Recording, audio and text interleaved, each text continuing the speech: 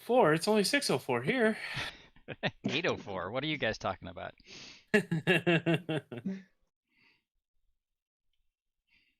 You guys are just in the wrong time. Yeah, in the U.S., the world revolves around Eastern Time, unfortunately.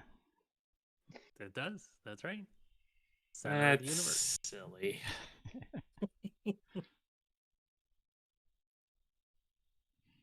Hey, I'm impressed with Shark Bite. Speaking of digital FPV, Oh yeah. I was hoping that it would be okay, and it's better than I had hoped. So it's not quite as bright and dense as DJI, which I certainly didn't expect it to be, but it's not bad at all. There you go. Yeah, it's an easy decision. Yeah, I will never use analog again at this point. So I'll just convert. Well, I've got some on DJI, and a bunch will be Shark Bite. Go. All right, let's get started. So welcome everybody. My name's Cujo or Josh. So it's Dan, Dave, and Alex over there. Hopefully my pointing went to the right people. But if not, I'm sure you can figure out who's who. So I do have a couple articles for tonight. Last time we met, it was a little dry in terms of actual articles, but we had some other interesting things to talk about. But first off, did anybody get to catch the Drone Safety Awareness Week YouTube streams that were on freestyle racing and traditional modeling? I thought they turned out really well. Seemed like each video kind of had a fairly decent live viewership. Most of the time it was around in the 200s. So yeah, I feel like the first one might have had the biggest audience. It did. I think it both had a big audience and was conflicting with Joshua Bardwell's live stream, but I think it kind of worked out in our favor that it was talked about on Joshua's live stream, and a lot of people started watching it because of that. Shifting over, yeah. So apologies to Joshua. We didn't mean to steal your viewership, but I think it was for a good cause, and I feel like it put forth that the FAA is genuinely interested in what the hobbyists have to say. And I think more than anything, that was the good part. And I feel like the conversations were really well. And the first one, if you haven't had a chance to check it out, actually had Jay Merkel. Thank you, Jay Merkel, on there that was answering some questions, including a couple pretty heavy ones from Drew from Rotor. And that was a total surprise to everyone except everybody. Jay and Alina. I think they're about the only two who had any clue that it was going to happen. Yeah, for sure. And modesty aside, you guys set this up, and so you set up and helped set up and decided, hey, we should have a freestyle night, an RC night, and a racing night, and wouldn't it be great if we could do an exhibit race? So my hat's off to you, Josh and Dan and Alex, for pulling this off. And it's of course it was with the FAA, and our thanks to Greg of Pilot Institute for hosting the whole thing. But that was us. So yeah, there wasn't a whole lot of flashy FPVFC logos or graphics or anything with it. We were all behind the scenes, just working in the back room trying to make things happen. Yeah, and we were really working taking all the credit for it. But. No, and it wasn't about that. I think it was, we put in a couple months worth of effort to kind of get to that point. And meeting with Alina and whatnot. So she was very gracious and kind of accepted, some of the things we had to say. And we look forward to working with her for next year's kind of events. And I think she's trying to do things a little different for next year. We'll see how that works out. But more so than just 1 week. We're looking at maybe some events, a couple of events per month. So we're gonna start planning that with her pretty quick here. I think we're meeting with her next week, and And- we're literally starting planning for next year already. So And even though most of the time she was the only FAA representative visible on the stream, she talked about the FAA in general was monitoring it, watching the chat. I don't know who or how many people, but hopefully there's a There are bunch at least more people. 2 others in the background on each of them, and I'm not sure how many they looked at at it afterwards either. But yeah. Well, it was just superb that Jay Merkel was there, because that's her boss's boss's boss. So when that happens, everyone in the organization is like, "Geez, maybe let's take a look at that." So that was great help to us on the FAA side.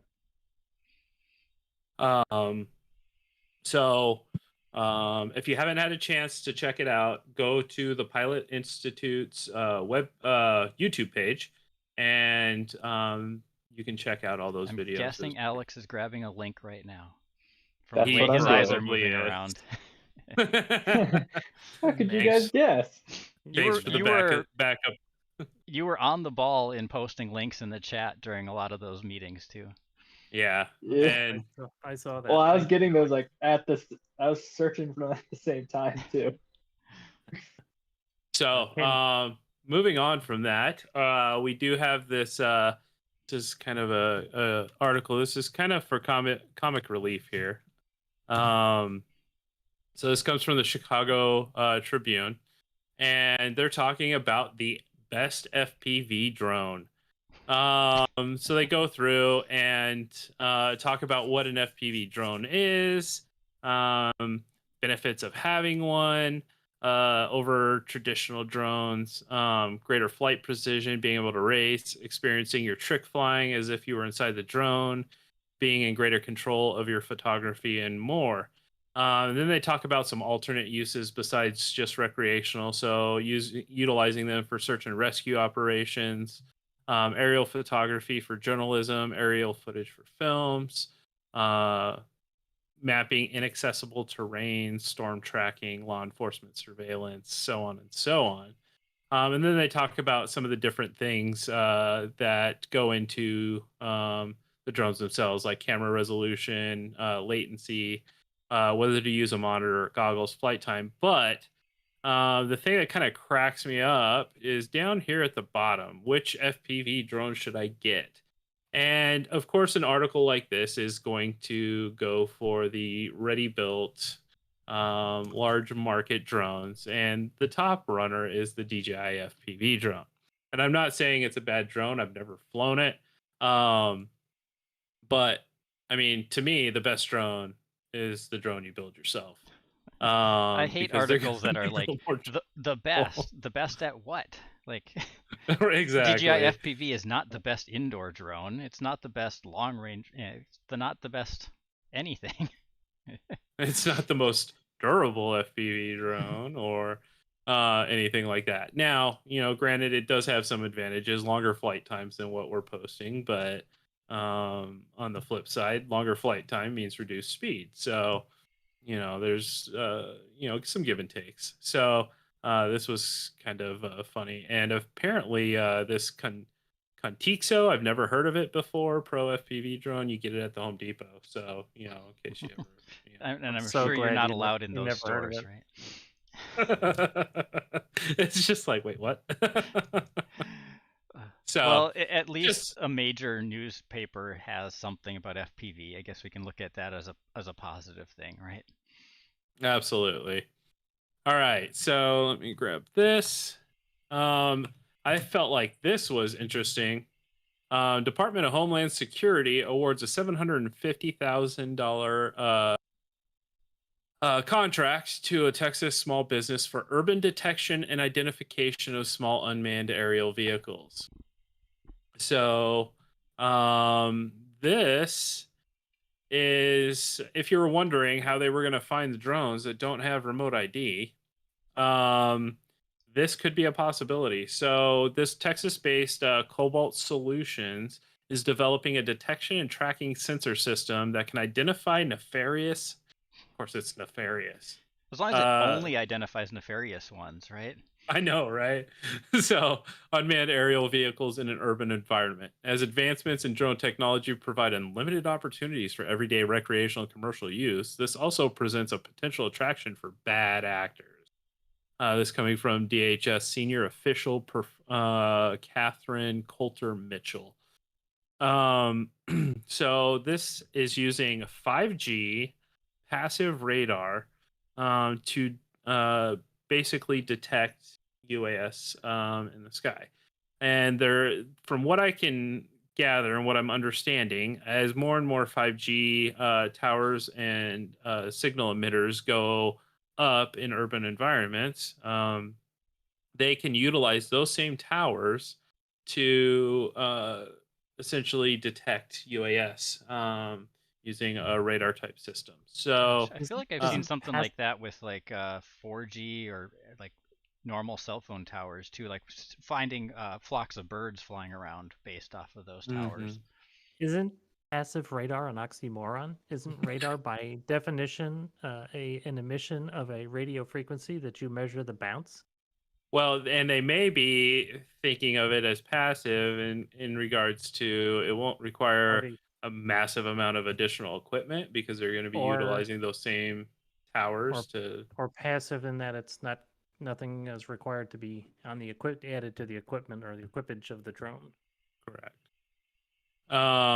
So this is going to be a 24-month phase 2 contract. So, if you're wondering how they were going to locate drones, they're already starting on it. So,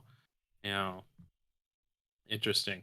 Let's see. XJet bureaucrats and lawmakers still solving problems that don't exist at great cost and inconvenience to everyone. No passive radar relies on transmitters you don't have. It simply works on the reflections from other sources. Oh. Okay, my sense and avoid system uses passive radar. Okay. So thought that was kind of interesting. Let's bring up this. I still need to listen to his interview. This was some news this last week. Brendan Shulman has now left or is leaving DJI, if he hasn't already. Yeah, he's gone. He did. And he has moved on to Boston Dynamics. So, for whatever you think of DJI, Brendan Shulman was a huge advocate for recreational flight, and is a pilot himself. And he did a lot of work both for DJI and on the DAC and with other organizations to help further along, pro recreational attitudes. So he's done a lot of great work. I hope he continues to be an advocate, which I'm sure he will. But he's moved on over to Boston Dynamics. So he's helped us. He's helped other. He quietly helped in so many areas and so many companies, in recreational as well as small commercial. And with his position in DJI, he had a staff who worked lobbying Congress as well as lobbying lawmakers around the world for drones. So it's this is not good for us. It's hard to see Brendan go, and he's Boston Dynamics, the robot company. He should definitely have an impact there. This is one very smart guy, a Harvard attorney, and in the best sense. And we wish him the best. And he certainly helped us in FPVFC. Yep. One of the things that Brendan's really proud of is the use of drones for good. And he was a big proponent of utilizing drones for search and rescue. And he did mention right here over 730 people rescued thanks to drones to date. So that's a huge thing to be able to claim for something in our wheelhouse. So big deal there. Let's see. We've got this. This rolled out. I'm sure many people saw this on Facebook this week. but this went out from CISA, the Cybersecurity Infrastructure Security Agency, on how to respond to drone calls. And they go through and describe how drones should fly. So how Basically, should they drones say fly? drones shouldn't fly. If you fly erratically or in a pattern or hover, you're suspicious. So the funny thing is they put out a very complex set of regulations on a 2-pager. And I mean, that's great and all to try and bring it down to that level, but they miss a couple of things. So like flying at night. So recreational is currently allowed to fly at night with no requirements on lighting or anything like that. But Part 107, on the other hand, they do require 3 statute mile lighting on the drone. But they talk about having visible anti-collision lighting when you're flying at night. And they talk about 400 feet above a structure, which is only true for Part 107. Exactly. Right. Also, they talk about in that same sentence, you can only fly up to 400 feet in areas not overseen by air traffic control, which is incorrect. Because utilizing Lance, there are many areas that are overseen by air traffic control that you can fly up to 400 feet, especially once you get your Lance approval. So at least they talk about an observer here, not interfering with any type of accident or disaster relief. Never fly under the influence of drugs and alcohol. That's pretty good measure there.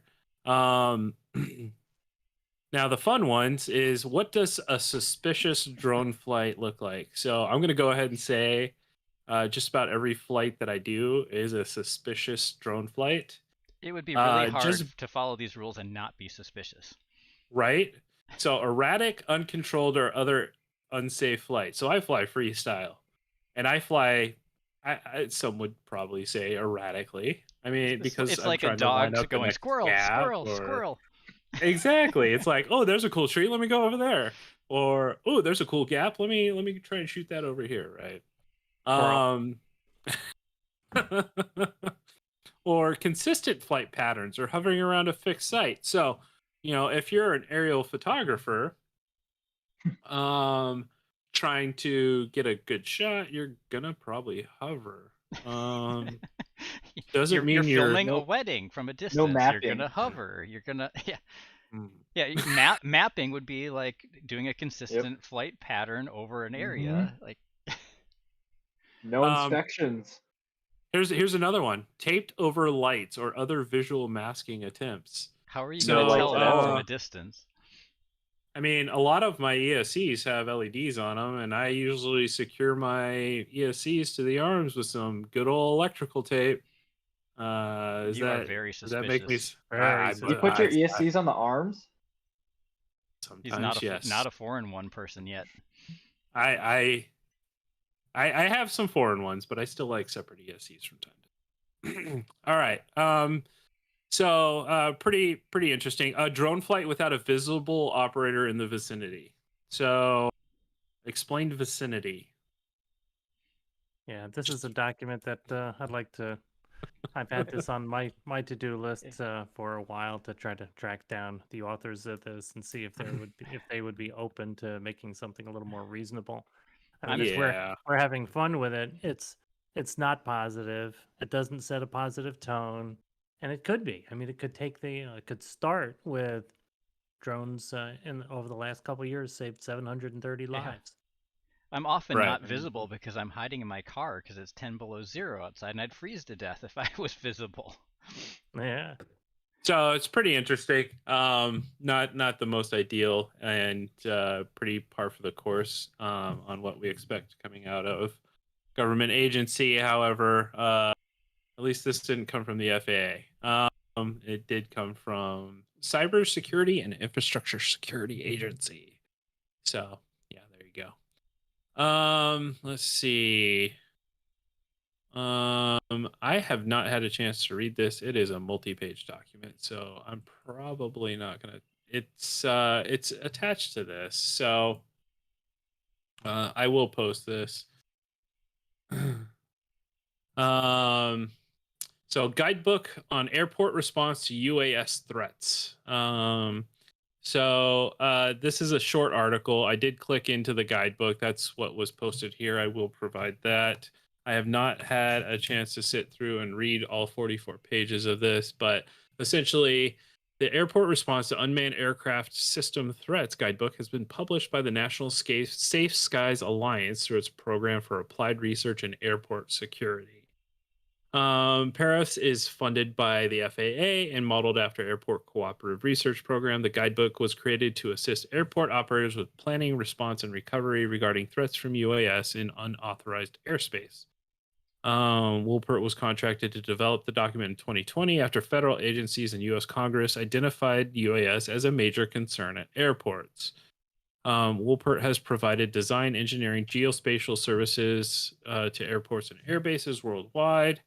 I get that we are concerned about drones around airports, but beyond some, I think you had the Las Vegas incident, and was there other major ones? Gatwick was a non-issue. They keep wanting to throw that out there. Didn't happen. But I haven't heard of any major issues of drones around airports. I mean, not saying there's not an issue. There was that one DJI that went rogue and landed on an airport, but yeah, okay. I mean, yeah, Ducky, my scree, but it's squeeze. It's yeah, UAS incidents, please. Yes, yeah. I agree with that. Yep, that's a fair comment. Threats are when UAS are actually posing a risk. Incident is when a UAS is identified in airspace where it may pose it. Yep, I agree with that. So an X-Jet shows the bodies. So yes, as we all know, UAS have a great track record and is by far the safest form of aviation. And we try to bring that up to the FAA every chance we get. Yes, we do. I think we mention it at least once per meeting. Trying to hammer that point home.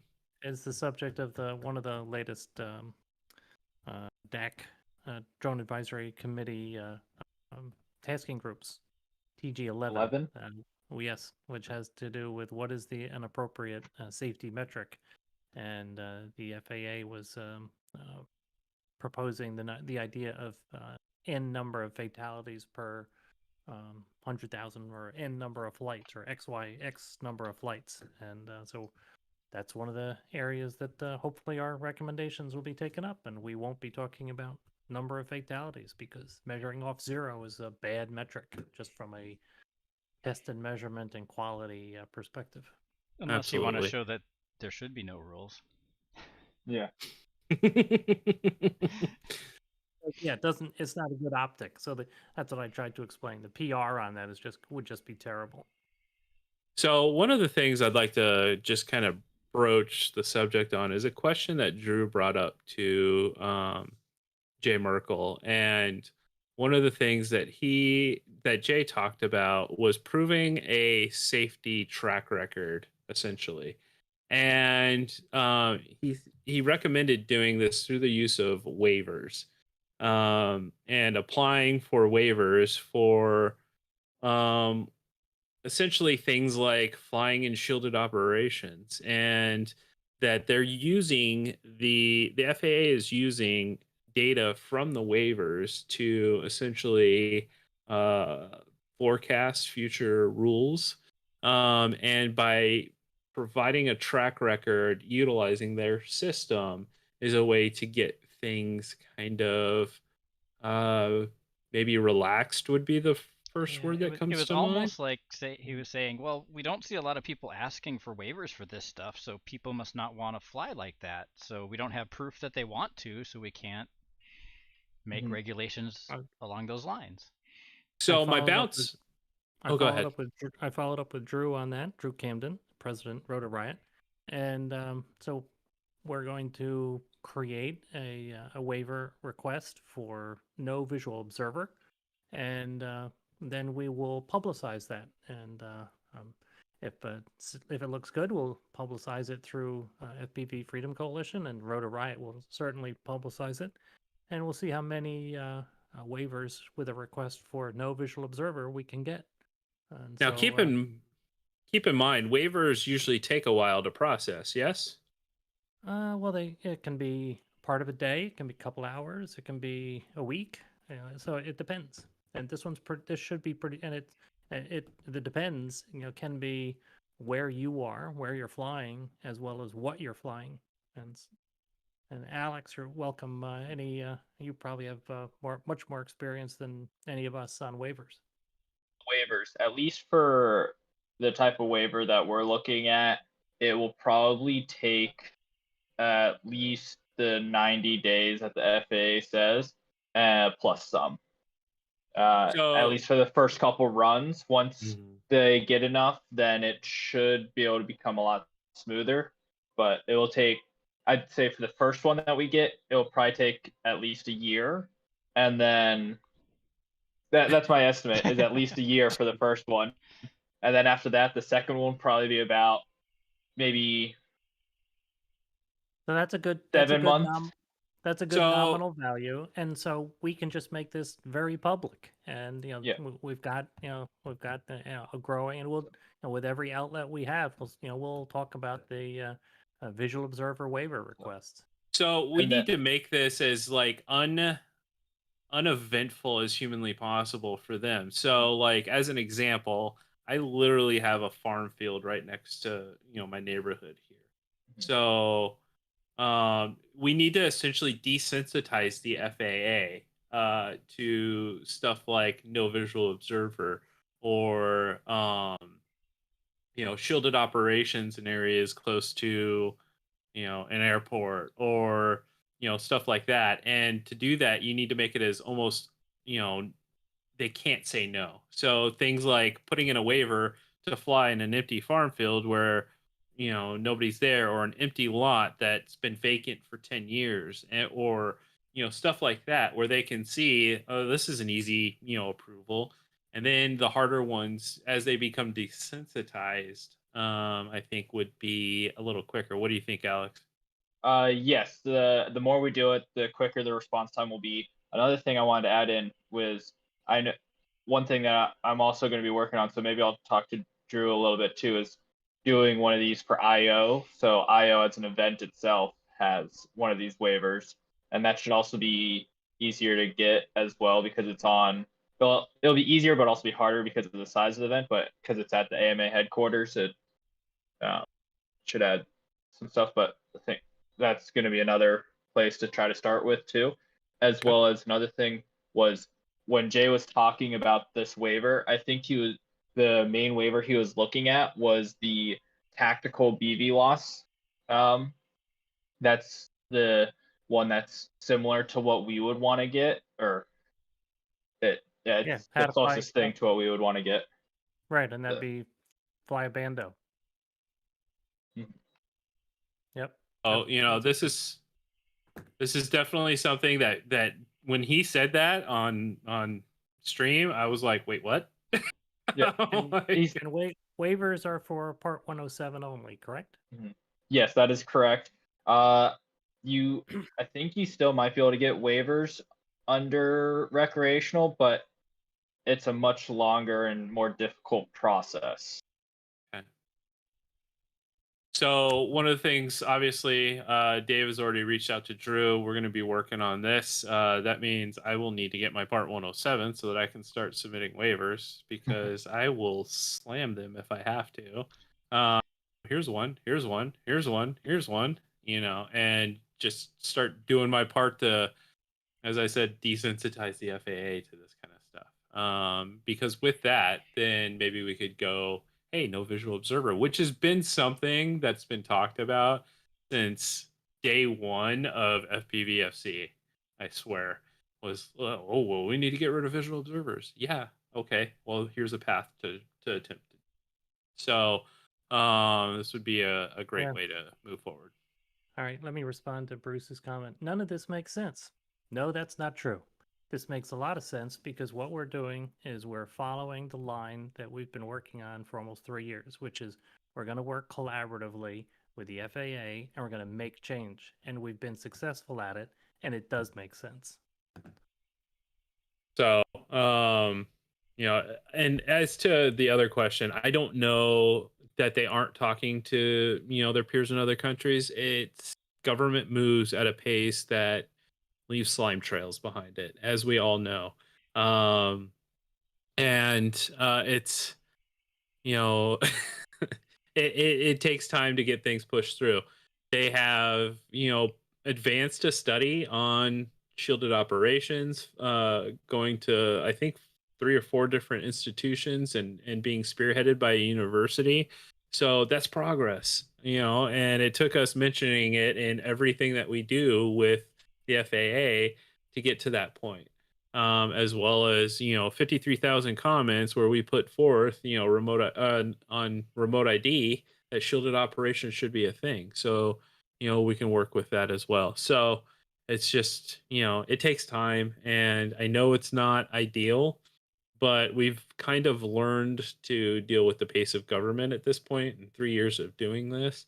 So it's a lot of reminding, it's a lot of continued pushing, it's a lot of finding ways to work within their system that works for the betterment of the recreational community as a whole. So hey, some FPVers are old, they may not live long enough to see the process. Yeah. I hear you. Sometimes you have to force their hand if you actually want change. The hard part is forcing their hand in something like this is it results in some sacrificial folk, and that's not the way I feel like we as an organization want to do that. And by sacrificial, I mean you go out and you fly against the rules, and you get caught, and you go to court, and you have to fight a big fight all the way up to Supreme Court level, and it takes that alone takes years and years and years and years. So forcing their hand isn't necessarily the quickest path forward. So depending on how you look at it, creating a billion waivers could be forcing their hand. They're like, hey, we can't deal with all these waivers. We need to just have regulation that takes care of it. That's the way I look at it. Yeah, use the and this was suggested by Jay. Hey, use the process. So I was like, okay, we're gonna use the process. I agree, Dan. That's the way to go at it. And further, to respond to the CBO, yeah, they haven't granted any organization a CBO status. They came out with the advisory circular. We, along with several other organizations, have responded. I don't think we have a number, but we know it wasn't 53,000. But it was, more than, at least in the double or triple digits. So hopefully that made an impact. But we're still waiting on the results of that, what the final, CBO kind of status is going to be. And I heard. Go ahead, Alex. I was gonna say I heard Vic Moss said it would be soon that we'd hear the results from that, but so I wasn't sure on that. But let's go back to that government and slime trail thing. Yeah. Soon could be the end of this year. It could be mid next year. I mean, we've already how far along have we come on just getting to the CBO point status? This was supposed to be done like 8 months after the reauthorization. Right after October 2018, right? So, it's soon is a very relative term when it comes to government. So soon, doesn't that usually mean before the next administration comes in? You could be right on that. So, but anyway, I feel like I've talked a lot. Dave, do you have any updates from DAC committees or anything that's going on there? Yeah, we're at the beginning of the call, before we started up, the Beyond Visual Line of Sight Aviation Rulemaking Committee is continues to work. It's burning up an enormous amount of time. It continues to be something that is the information is embargoed, so we cannot talk about it. And there's a large meeting tomorrow. I will ask again, hey, can we make sure that the report will be made public when this is completed? We're working toward a November deadline for the final report, and I think by gosh, we'll be on schedule for that date. And so I think it's safe to say that, Dave, you're very involved. You're speaking a lot. You're spending a lot of time on it. Those are things that they won't mind us saying. But yeah. Yep. And on the writing team of one of the 4 teams. So I'm very proud of that. And the folks that I'm working with to do this work are stellar in the industry. I mean, these are CEOs of aviation companies, and so it's a privilege, and they're really into it, and it's the level of detail is superb. This is not being glossed over, and there's a lot of folks that their heart and soul is to we want to get this done, so that's really positive. On the we're also involved. There is no one else. There is no other organization that has worked on 9 drone advisory committees, tasking groups. And so I'm now working on 11 and 12. And Alex, I think you are on 12 as well. And that's great. 11 is the one that we referenced earlier, which is a review of a white paper that has to do with what is the appropriate safety metric for small UAS. I've put forward an idea that we should unearth or exhume the Assure report written in 2016 and utilize something on kinetic energy. And so it's we can establish that drones are, quote, and back it up with data, that drones are safer than cars. And of course, it's in the United States, we lose, I think it's in excess of 40,000 people a year. So we're a lot safer than cars. And so what we're looking for is the kinetic energy values that will provide crash worthiness so we don't kill people. And that will allow us to fly drones briskly and not like the NPRM for operations over people, which would have forced a speed limit down to about 10 or 15 miles an hour for a 5-inch drone. So trying to put some practicality into the recommendations. We'll see if that goes forward. Any idea what kind of size and speeds you're proposing or would end up with? No, I don't. I don't have good numbers for that. But it's but I do know that the numbers that the FAA picked were for, as we've joked a bit in the past, were for solid objects falling out of space, and so they were not for vehicles with lots of drag or crush zones or the ability to crash and to stumble into the air, as opposed to acting like a projectile. Yeah. So one of the things.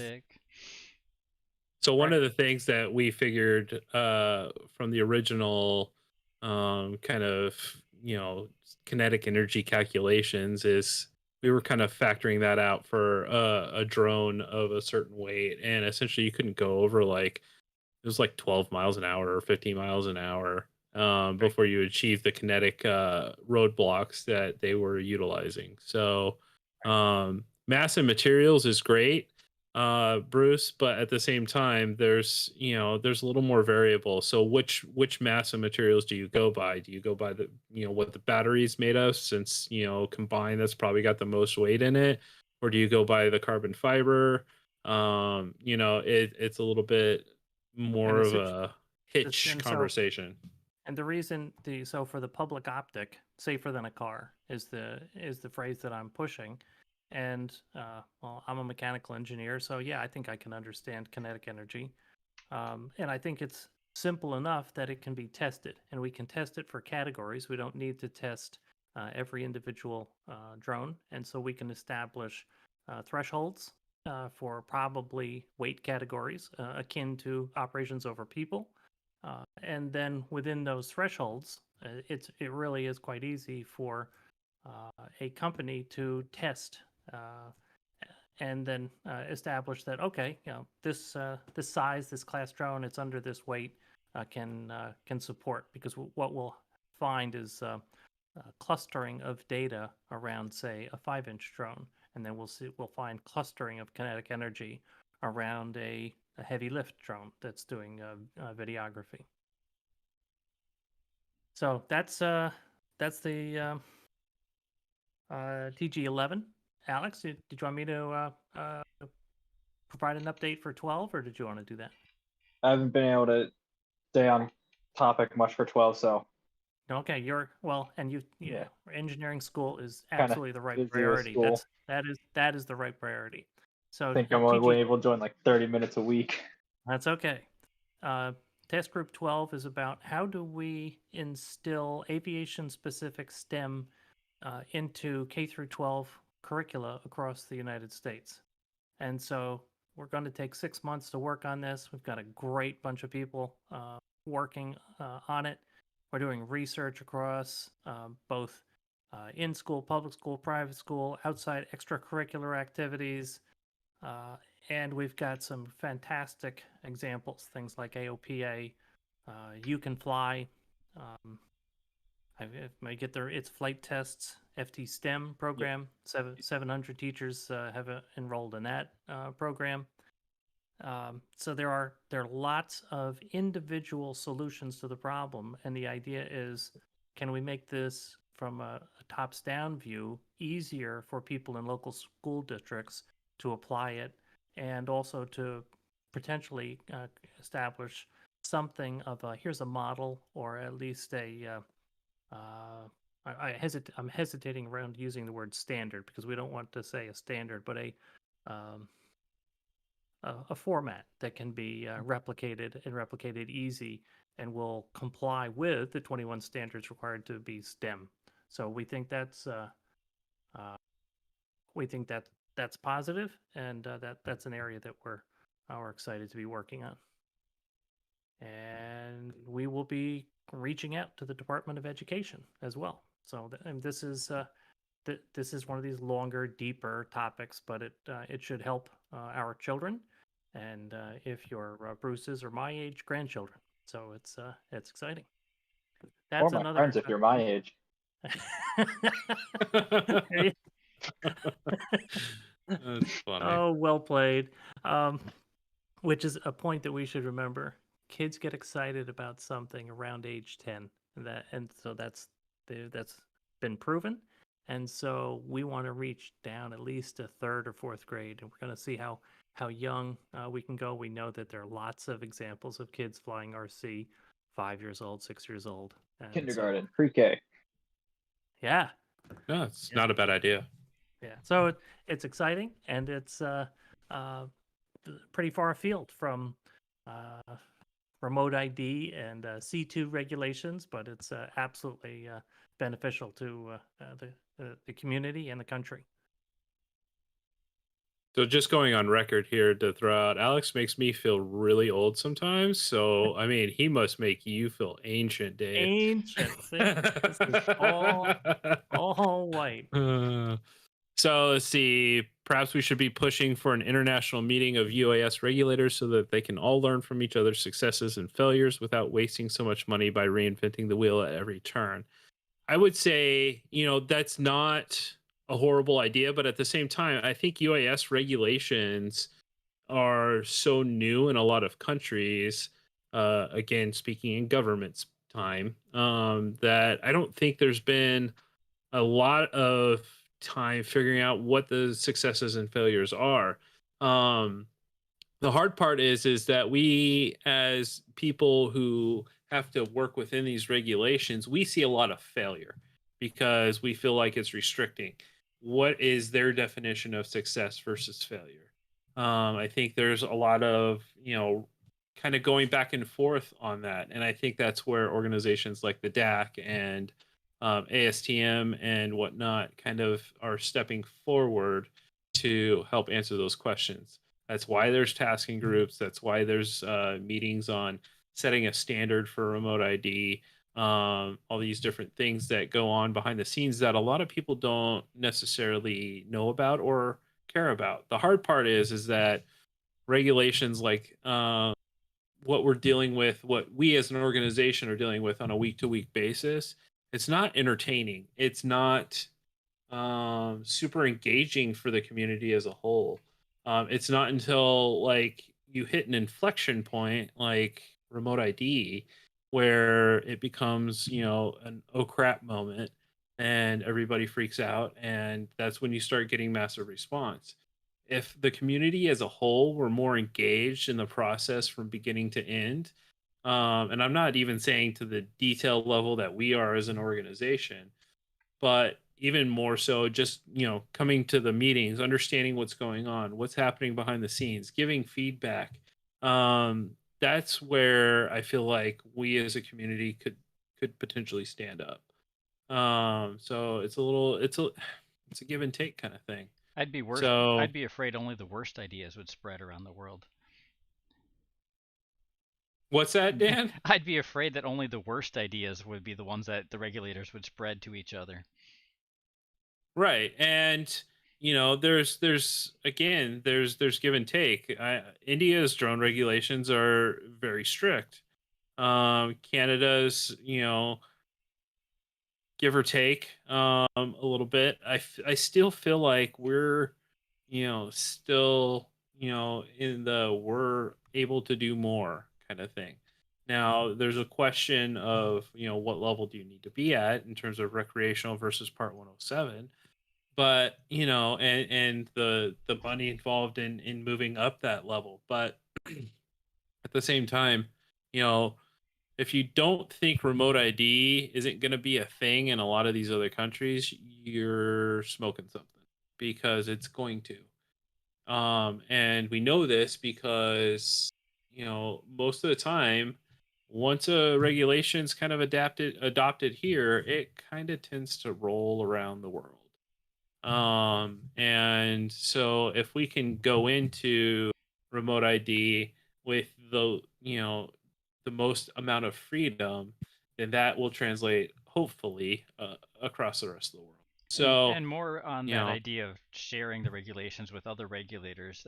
It's something that FPVFC has been trying to do. Whenever we meet with the FAA, we do point out from time to time, hey, there's this shielded operations thing, and I think we've gained a little traction with that. And I know Dave has multiple times mentioned, hey, Canada's got this 250 gram underneath that limit, you can do what you want thing, and hopefully that'll gain some traction eventually as well. Yeah, and I think, more so than anything, we still, 250 grams in the US is still pretty free. There, you don't have to register, you don't have to have a remote ID, or you won't have to have a remote ID. Unless you're Part 107. Unless you're Part 107. You still need to do Lance to fly in controlled airspace, but that's not that big of a deal. It takes 30 seconds. So, I feel like 250 grams is easy peasy here. So, by removing that burden even further, the only thing that grants you is like 50 feet closer to the airport. So, it's just like, doesn't make a whole lot of, it doesn't affect a lot of flights, I think, overall.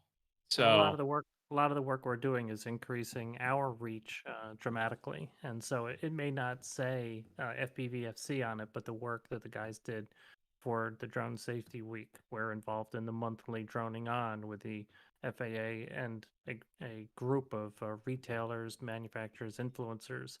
And so I would suggest our reach will grow by a couple of step functions over the next year, and our reputation is solid in Washington with the FAA.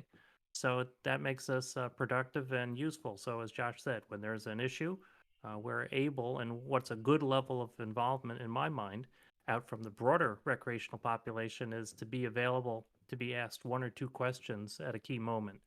To be asked maybe 3 questions about remote ID, for example, back when we had the NPRM cooking, and there'll be other opportunities. There will be a BV loss NPRM, so we'll have that opportunity again. And I feel like, there's a lot of information that comes from a lot of different sources when it comes to regulations. And I'm not saying we're the end all be all. We,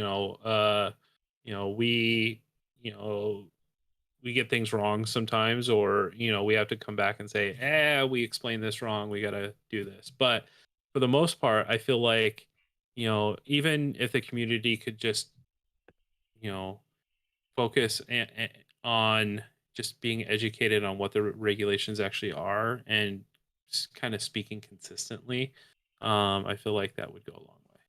So, and again, I'm not proposing that we're the end all be all. I don't honestly care where the community gets their information from as long as it's the correct information. So, that's kind of, rant over. And to expand on what XJet and Duck My Squee are talking about, we are also very concerned that people are not joining the hobby because they're afraid of what the FAA's regulations are and what they think they will be in the future. And we're doing what we can to try to help that. Absolutely. And I there was actually one of those questions on one of the panels that Alina was hosting. And I was just like, no, go buy a drone. Just because you buy a drone today and get into the hobby today doesn't mean you're not going to be able to fly that drone 2 years from now. It means that you will potentially have to get a broadcast module and throw it on your legacy drone, so that you can continue to fly as you do today. So, I'm not saying, that remote ID is good. I'm not saying that it's not going to have some impact on the hobby. What I am saying is it was going to come one way or the other. It was at this point mandated by Congress, and the only way that that can get undone is if that section of the reauthorization is basically, done away with in the next reauthorization. So, the FAA, for all intents and purposes, is not necessarily the bad guy here. It was, by the mandate of Congress, this is kind of the path we had to go down, and then we work within that. When the next reauthorization comes up, then we work to make changes there at the base level of all these regulations.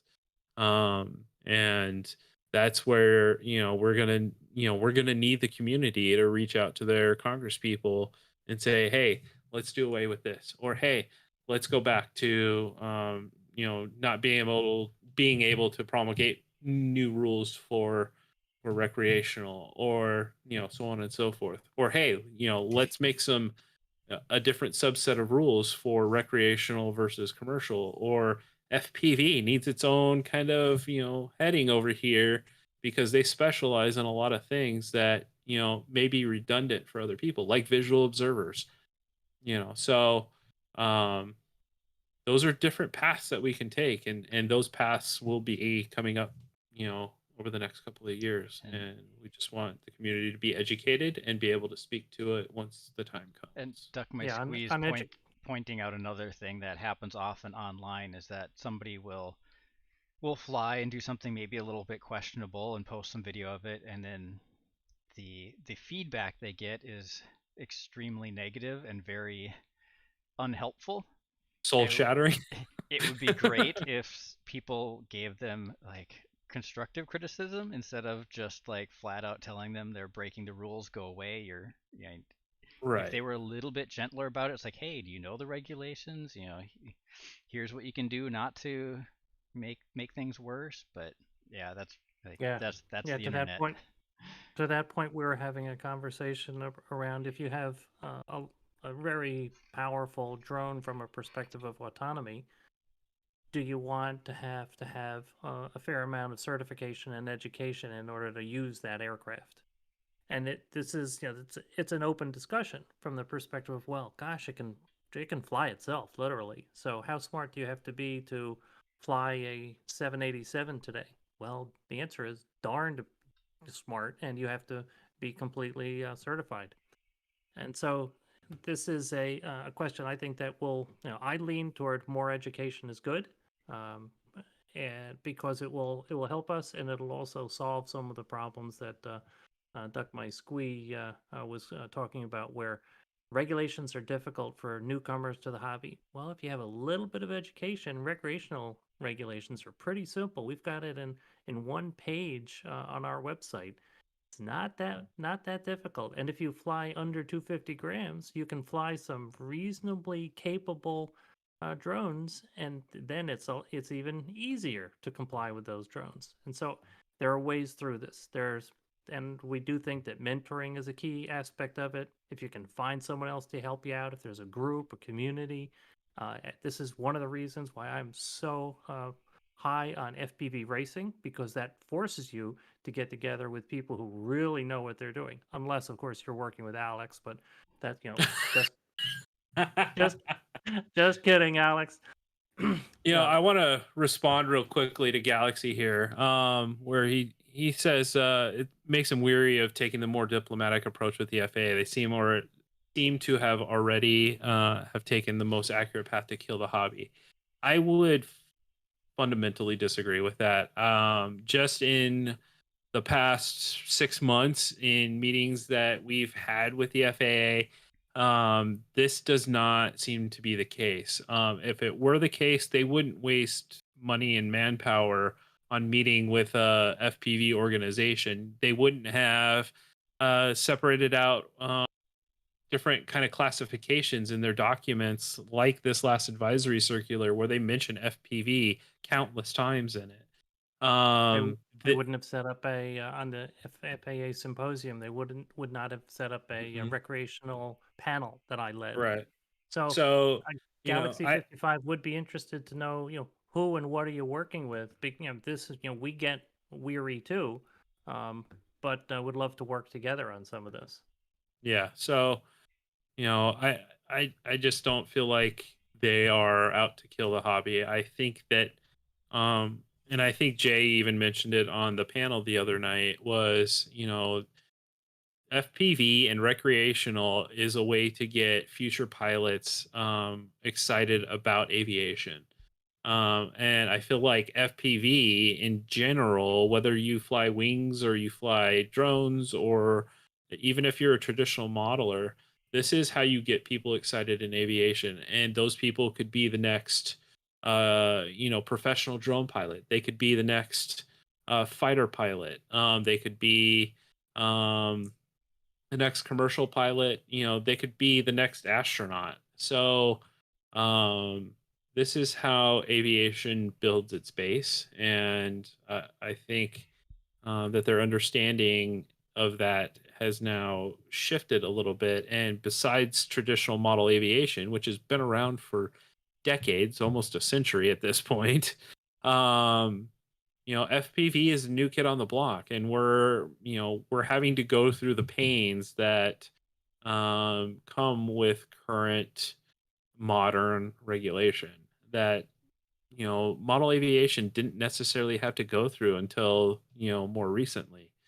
So the growing pains are rough. Don't get me wrong. It gets exhausting sometimes, and but at the same time, the work is important to us. So, And we don't really, there's no proof of this we can show, but I definitely get the strong feeling that there's a lot of people within the FAA who don't like the direction the FAA has publicly been going.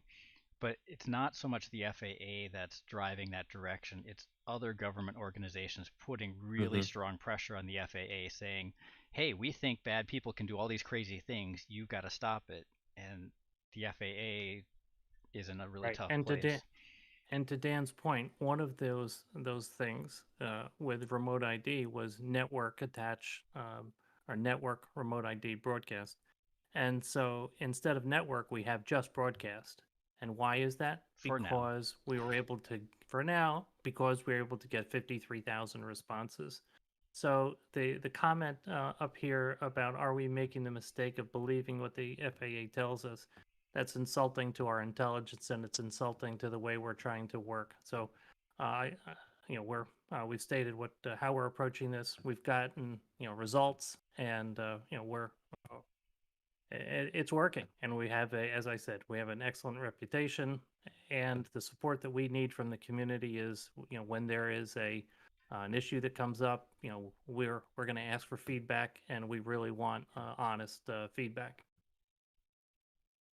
All right, so we're a little over time here. This has been a little more intense than we usually get on our town halls, but good conversation at the same time. So please feel free to join back on in 2 weeks when we have the next one. And we will be happy to cover this stuff some more. So with that, I will give you guys back the rest of your evening. Thank you for joining us. We do appreciate it. Please, if you know anybody who would be interested in, having these discussions, invite them to our meetings. We pop it up on Facebook every week or every 2 weeks when we have these meetings. And we absolutely love engaging in these types of conversations.